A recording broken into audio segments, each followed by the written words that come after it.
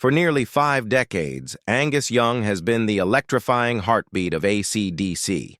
The wild schoolboy in shorts, duck-walking across the stage, setting his Gibson SG on fire with every riff. His energy seemed endless, his passion unstoppable. But behind the roaring amplifiers and flashing lights lies a story few fans truly know. One filled with heartbreak, loss, and a fight to keep rock and roll alive when everything around him began to fall apart. Angus wasn't just another guitarist. He was the spirit of AC/DC itself. From the early bars of Sydney to sold-out stadiums around the world, his journey was nothing short of legendary. But fame came with a heavy price. The endless tours, the pressure to outdo himself, and the growing shadows of tragedy would test him in ways no guitar solo ever could. The biggest blow came with the decline and death of his beloved brother, Malcolm Young, the quiet mastermind behind AC/DC's thunderous sound. When Malcolm's health began to fail, Angus had to carry not just his guitar but the entire legacy of the band on his shoulders. Many thought it would be the end, that without Malcolm, there could be no AC/DC. But Angus refused to let their dream die. In the years that followed, he faced lineup changes, personal struggles, and cruel rumors that the band was finished. Still, he returned to the studio, poured his soul into new music, and kept the spirit of rock alive. Now, whispers are growing louder that Angus Young is finally ready to lay down his guitar. Is it true? Or is the unstoppable force of AC/DC still burning strong? Before the screaming crowds, flashing lights, and roaring guitar solos, Angus Young was just a shy kid in a working-class family from Glasgow, Scotland. Born in 1955, he grew up surrounded by music, not the polished kind you hear on the radio, but the raw, honest sound that came from the heart. His brother George Young, who would later find fame with the Easy Beats, was already showing the family what a life in music could be. But no one, not even George, could have predicted how far Angus would go. In 1963, the Young family packed their lives into suitcases and moved halfway around the world to Sydney, Australia. It was there that Angus's future would begin to take shape. A small, skinny boy with an oversized school uniform and an obsession with the guitar, Angus found comfort in the chaos of rock and roll. He practiced relentlessly, often playing until his fingers bled, his mind lost in the rhythm of every riff and solo. By his teenage years, Angus was already known locally as a guitar prodigy. His lightning-fast fingers, boundless energy, and instinct for melody set him apart. But it wasn't just skill that made him special, it was attitude. Angus didn't play music. He lived it. His older brothers, George and Malcolm Young, saw that fire and knew it needed a stage. In 1973, the Young brothers formed a band unlike any other, AC/DC. The name, taken from the label on their sister Margaret's sewing machine, perfectly captured their sound, electric, powerful, unstoppable. From the beginning, the band's vision was simple. No frills, no gimmicks, just pure hard rock energy. Angus, barely 18 at the time, quickly became the band's visual and musical centerpiece. The idea for his now iconic schoolboy outfit came from a suggestion by his sister Margaret. She thought it would be funny and memorable if he performed in the same uniform he wore to practice. Angus agreed, not realizing that the image would become one of the most recognizable in rock history. The contrast between his youthful costume and ferocious guitar playing created an unforgettable stage persona. In those early years, AC/DC played wherever they could. Pubs, small clubs, even local community halls. They were loud, raw, and often too wild for their surroundings.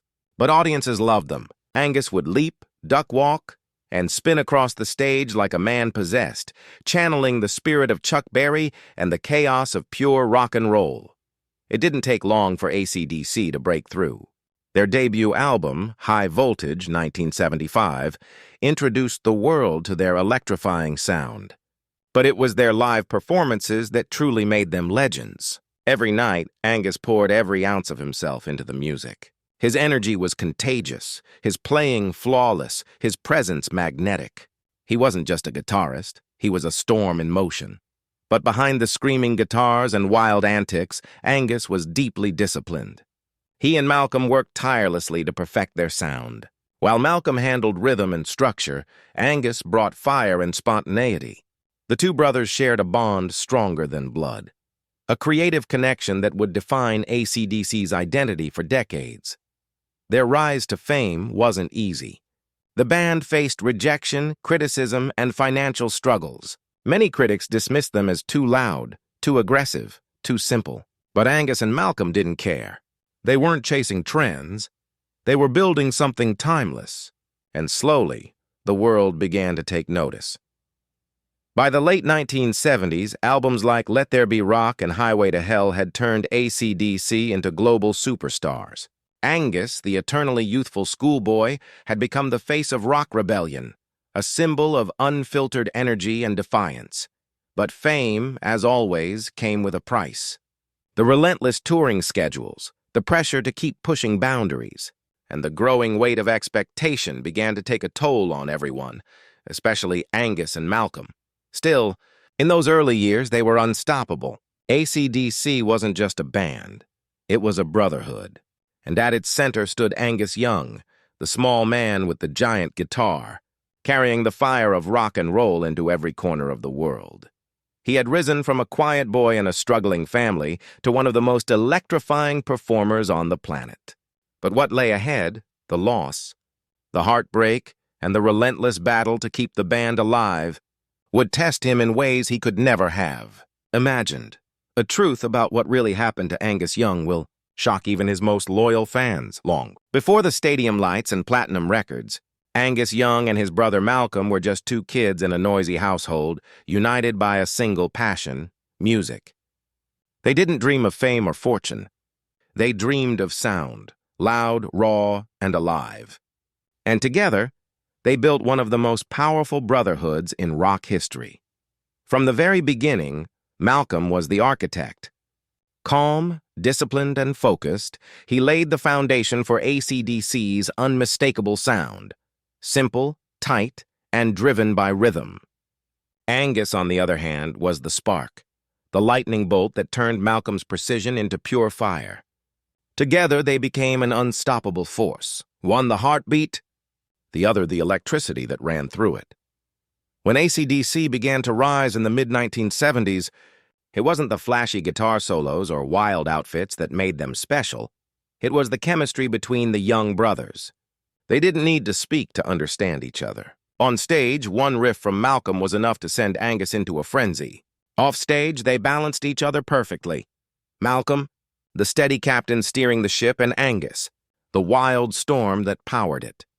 Their partnership reached its peak with 1979's Highway to Hell, the album that catapulted AC/DC to global fame. It was the sound of pure, unapologetic rock, raw, honest, and unforgettable. The world had never heard anything like it. But just as the band reached the top, tragedy struck. In February 1980, their larger-than-life frontman Bon Scott was found dead after a night of heavy drinking. The loss hit the band like a thunderclap. Bon wasn't just a singer, he was family. For Angus and Malcolm, it felt like the heart of AC/DC had stopped beating. Many assumed it was the end, but Malcolm refused to let go. He reminded Angus of something their family had taught them long ago. When life knocks you down, you plug in and play louder. So they did. Within months, AC/DC returned to the studio with a new vocalist, Brian Johnson, and began working on what would become one of the most legendary albums in rock history, Back in Black. The sessions were emotional. Every riff, every lyric, every beat was a tribute to Bon Scott, a celebration of his spirit and a promise to carry on.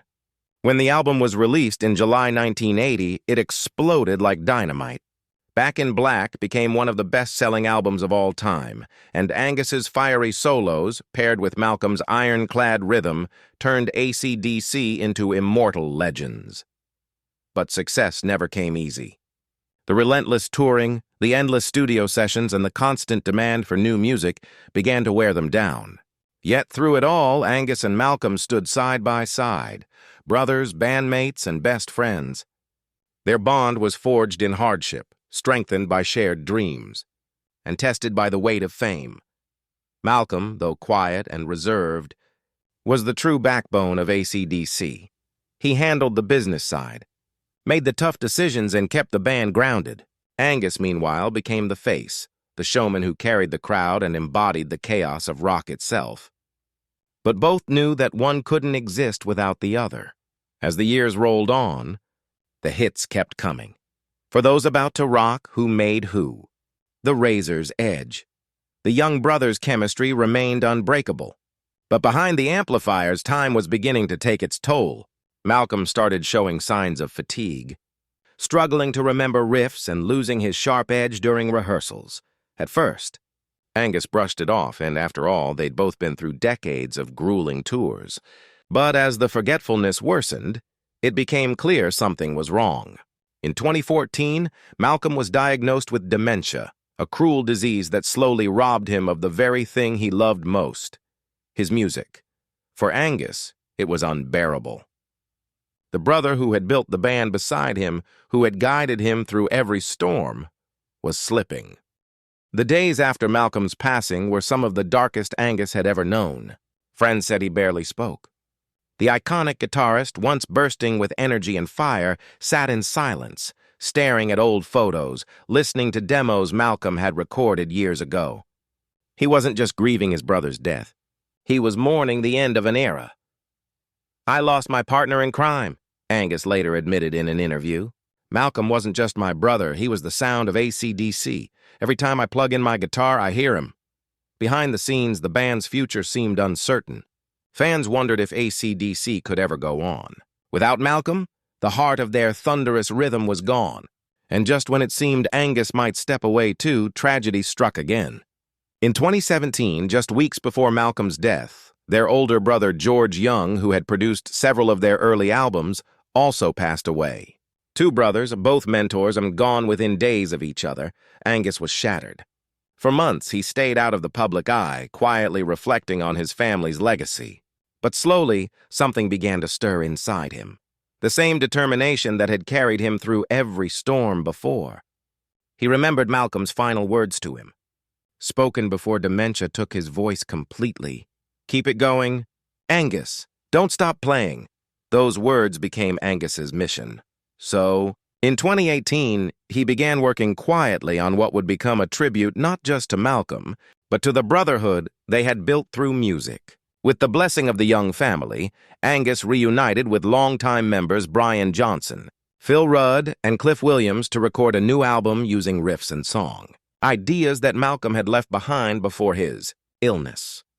The result was Power Up, released in 2020, a thunderous return that sounded like classic AC/DC reborn. Every track pulsed with Malcolm's spirit. Angus described it best. "Malcolm's fingerprints are all over this record. I feel him beside me every time I play." When the album dropped, fans around the world felt it too. It wasn't just new music. It was a resurrection. AC/DC was alive again, powered by the memory of the man who had built it. But even as the band celebrated, Angus carried a quiet sorrow. Performing without Malcolm was never easy. During rehearsals, he often looked to his right, the spot where his brother used to stand, and found it empty. Yet every time he bent low for a solo or stomped his foot in rhythm, he swore he could still hear Malcolm's rhythm guitar echoing behind him. Age, too, began catching up with him. The once tireless performer who had spent decades duck-walking across stages now moved slower, but his fire never faded.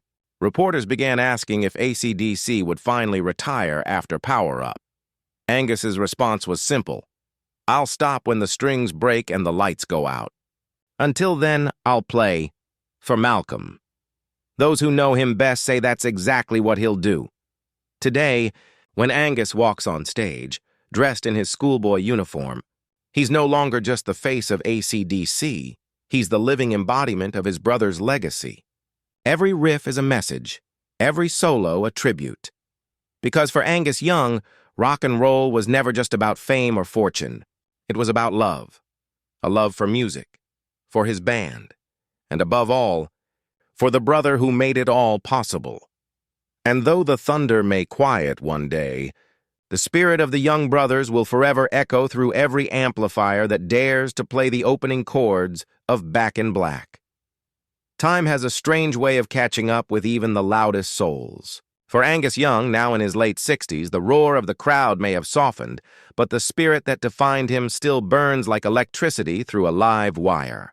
He's one of the last great rock warriors, a man who refused to slow down, even as the world around him changed beyond recognition. When you think of AC/DC, one image stands above all others: Angus in his schoolboy uniform, duck walking across the stage, his Gibson SG screaming with life. It's an image burned into rock history, one that represents raw energy, rebellion, and unfiltered passion. Yet behind the sweat and the spotlight lies something deeper. A man driven not by fame, but by loyalty, family, and a promise he made to his brother. After the release of Power Up in 2020, fans around the world were stunned. Many had thought Angus would retire after Malcolm Young's death, but instead, he gave them one of AC/DC's most heartfelt albums ever. It wasn't just a collection of songs, it was a love letter to Malcolm, and to every fan who'd stood by them through decades of chaos, tragedy, and triumph. Each track pulsed with life, proof that Angus hadn't lost a step. Critics praised his guitar tone, still fierce, still unmistakable, and his stage presence, which seemed untouched by time. Yet as the years rolled on, rumors began swirling. Was Power Up the band's final chapter? Would Angus finally hang up the uniform and let the amps rest in silence? He's never given a straight answer. In interviews, he often laughs and says, "I'll keep playing until they drag me off stage." But behind the humor lies something more profound. Angus doesn't see music as a career. It's a heartbeat. It's survival. Those close to him say he still practices for hours each day, often alone in his Sydney home. He'll plug in his guitar, close his eyes, and let his fingers find the same riffs he played beside Malcolm decades ago. Sometimes he'll stop and smile as if hearing his brother's rhythm echoing faintly through the walls. Angus has never chased trends or tried to reinvent himself. While other rock legends experimented with styles or image, Angus stayed true to what AC/DC always was: loud, simple, and pure. It's that stubbornness, that refusal to compromise, that's made the band timeless. Younger generations who never saw AC/DC in their prime still discover the magic today. You can see it in the sea of teenagers wearing Back in Black shirts, learning their first chords to Thunderstruck on battered guitars. Angus's music continues to ignite something primal, a connection that doesn't fade with time or technology. But even legends aren't invincible. Over the past few years, Angus has faced mounting questions about his health and the band's future.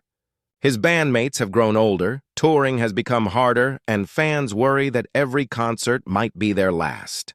Yet every time the lights go down and that first riff hits, Angus seems ageless again, reborn in sound, powered by memory and adrenaline. Perhaps that's his secret. Angus never played for fame or money or ego. He played because he had to, because that was who he was. And even now, decades later, that drive hasn't left him. In one emotional interview, he said, "When I play, I still feel like that kid in shorts back in Sydney. Nervous, excited, and just trying to make some noise. That's what it's all about. That's what Malcolm taught me." Today, the world of rock has changed. Many of his peers have retired or passed on. But Angus Young remains a symbol of everything rock once stood for: grit, passion, authenticity. He may not fill arenas forever, but his legacy is already carved in stone. From High Voltage to Back in Black, from tragedy to triumph, Angus Young's story isn't just about survival. It's about defiance. It's about refusing to let the music die, no matter what life takes from you. As he stands under the lights, his guitar slung low, the crowd still chanting his name, you can feel it, the spirit of rock and roll alive in every note. And somewhere in that thunderous echo, Malcolm is smiling, proud that his little brother kept the promise. Because for Angus Young, the music never ends. The amps never die, and the thunder will roll on forever.